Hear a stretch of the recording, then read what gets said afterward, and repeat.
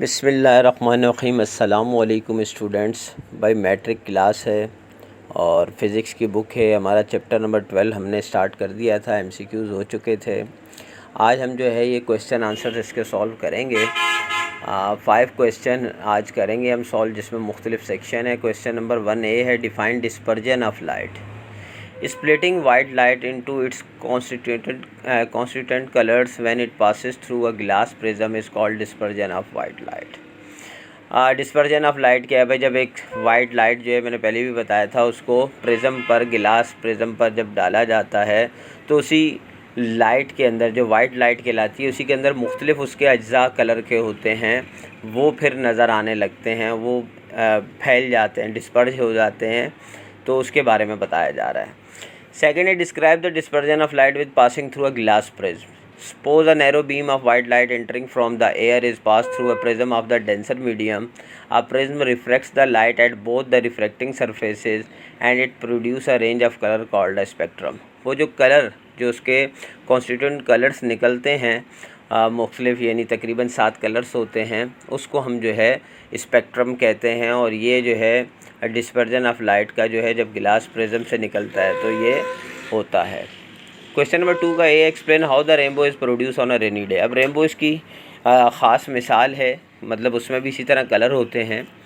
Eight an angle of approximately 40 degree above ground level you must look into an area of atmosphere with suspended droplets of water or even a light mist. In order to see a rainbow in the sky, every droplet of water acts as a tiny prism, dispersing and reflecting light to your eye. When you look at the sky, droplets emit wavelengths of light associated with the color.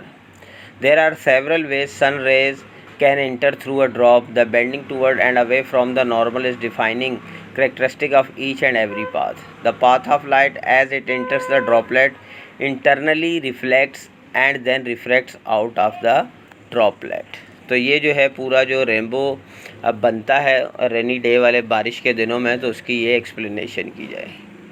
Explain how the colours are related to distinct frequency और wavelength. अब ये बताना है कि ये भाई जो मुख्तलिफ कलर्स होते हैं, उनकी फ्रीक्वेंसी और वेवलेंथ अलग अलग होती है, तो वो बतानी है। When a narrow beam of white light split the colour sequence produce in the spectrum is indicated by the acronym VIBGYOR। ये उन कलर्स के आगे कलर्स भी देख लें। Stand for violet, indigo, blue, green, yellow, orange and red. The speed and direction of white light vary depending on the wavelength. The red colour has a maximum speed in the glass prism with the slightest deviation. In contrast, the violet color has minimum speed, which with most deviation, because color has its own refracted path in the air and becomes distinct on the spectrum. ठीक है, हर colour का एक अपना जो है frequency होती है, wavelength होती है, तो उसके बारे में जो है वो बताया जा रहा है। क्वेश्चन नंबर 3 है, व्हाट आर इलेक्ट्रोमैग्नेटिक वेव्स। अब जो हम पढ़ रहे हैं इलेक्ट्रोमैग्नेटिक स्पेक्ट्रम, तो इलेक्ट्रोमैग्नेटिक वेव्स क्या हैं? Electromagnetic waves are transferred waves. It is electric and magnetic field that are oscillating, not material, thus they can travel through a vacuum और स्पेस। ये जो इलेक्ट्रिक मैग्नेटिक वेव्स होती हैं, ये transfer waves भी इसको कहते हैं, मतलब ट्रांसफर्ड होती हैं एक जगह से दूसरी तरफ। तो इसमें जो है कोई हमें मटेरियल चीज़, यानी मेटल या किसी और चीज़ की ज़रूरत नहीं है इनको ट्रांसफ़र करने के लिए, बल्कि ये स्पेस के थ्रू होती हैं। ठीक है, खला में, तो इसलिए वैक्यूम जिसको हम बोलते हैं, तो ये जो है इसके ज़रिए ट्रैवल करती हैं। नेक्स्ट क्वेश्चन है, list the main components of the electromagnetic spectrum in decreasing order of their wavelength. अब जो इसके मेन कंपोनेंट है, ये आपकी बुक में भी मौजूद है कि डिक्रीजिंग ऑर्डर ऑफ क्या है। इसमें ये एक चीज़ समझ लें कि जिसकी हाईएस्ट फ्रीक्वेंसी होगी उसकी शॉर्टेस्ट वेवलेंथ होगी, और जिसकी लॉन्गेस्ट वेवलेंथ होगी उसकी फ्रीक्वेंसी शॉर्ट होगी। ये आपने लोएस्ट, यानी उसकी जो है फ्रीक्वेंसी होगी, ये चीज़ ध्यान में रखनी है, यानी बिल्कुल ऑपोजिट है। From the lowest to the highest frequency or longest to shortest wavelength, the entire electromagnetic spectrum contains all radio waves, microwaves, infrared radiation, visible light, ultraviolet radiation, X-rays and gamma rays. Radio waves have the longest wavelength and gamma rays have the shortest wavelength. ठीक है, तो अब जब radio wave जो है वो longest wavelength है, तो इसकी फ्रीक्वेंसी शॉर्टेस्ट है, यानी लोएस्ट फ्रीक्वेंसी है, जबकि गामा रेज की वेवलेंथ शॉर्टेस्ट है, तो इसकी जो फ्रीक्वेंसी है वो हाईएस्ट है। तो इस चीज़ को इस तरह समझना है, आगे काम आएगी। क्वेश्चन थर्ड सी है, ultraviolet rays have a higher frequency than radio waves, can ultraviolet rays travel faster in a vacuum. अब ये क्वेश्चन कर रहा है आपसे, क्या अल्ट्रावायलेट रेज जो है उसकी फ्रीक्वेंसी रेडियो वेव से ज़्यादा होती है? जी बिल्कुल ज़्यादा होती है। Yes, ultraviolet rays have a higher frequency than radio waves. Radio waves have lower frequency but longer wave length. अभी बात हो चुकी है ये। फिर अगला सवाल जो वो कर रहे हैं कि can ultraviolet rays travel faster in vacuum. तो एक बात याद रखिएगा, जितनी भी ये इलेक्ट्रोमैग्नेटिक वेव्स हैं इनकी फ्रीक्वेंसी सेम होती है।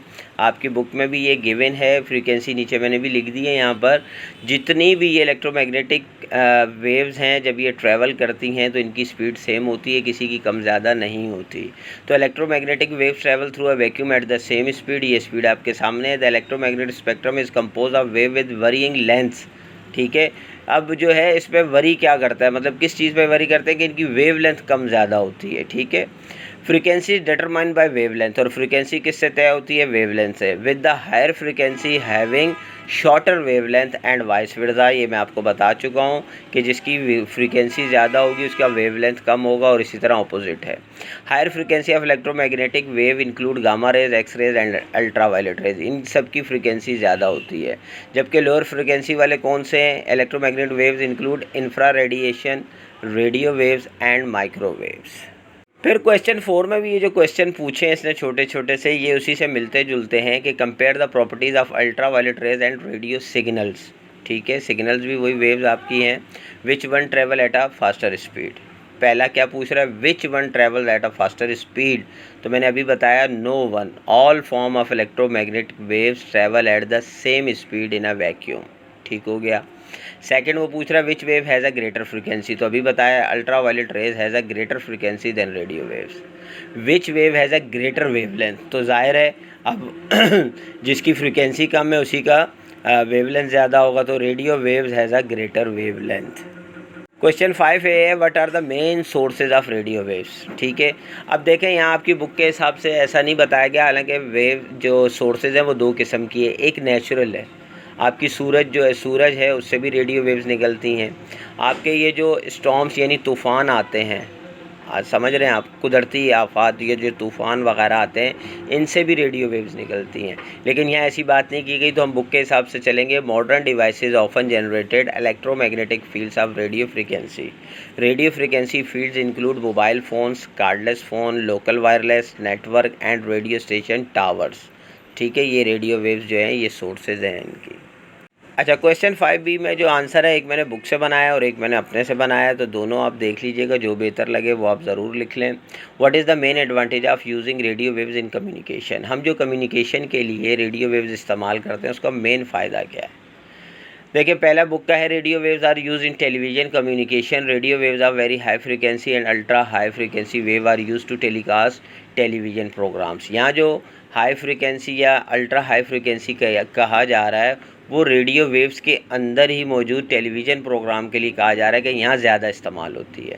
These waves have shorter wave length and they do not the around hills. ठीक है, so there must be a straight path between the transmitting and receiving antenna for good reception.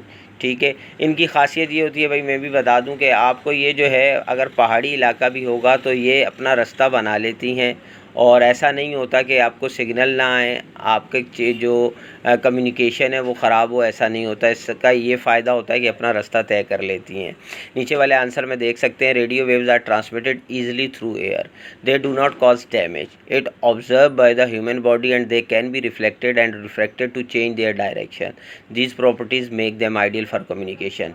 ज़ाहिर दुनिया में इंसान बसता है तो ये इंसानी बॉडी के लिए कोई नुकसानदेह नहीं है, सबसे मेन चीज़ है। दूसरा, ये अपना रास्ता जो है डायरेक्शन चेंज कर लेती हैं अपने हिसाब से, तो इस वजह से कम्युनिकेशन के लिए रेडियो वेव्स अच्छी रहती हैं। तो आई होप कि आपको अच्छी तरह समझ आए होंगे। अगर कोई चीज़ समझ में ना आई तो भाई कमेंट्स में रब्ता कीजिएगा। इंशाल्लाह नेक्स्ट वीडियो में मिलते हैं, जब तक के लिए इजाज़त दीजिए। अल्लाह हाफ़िज़।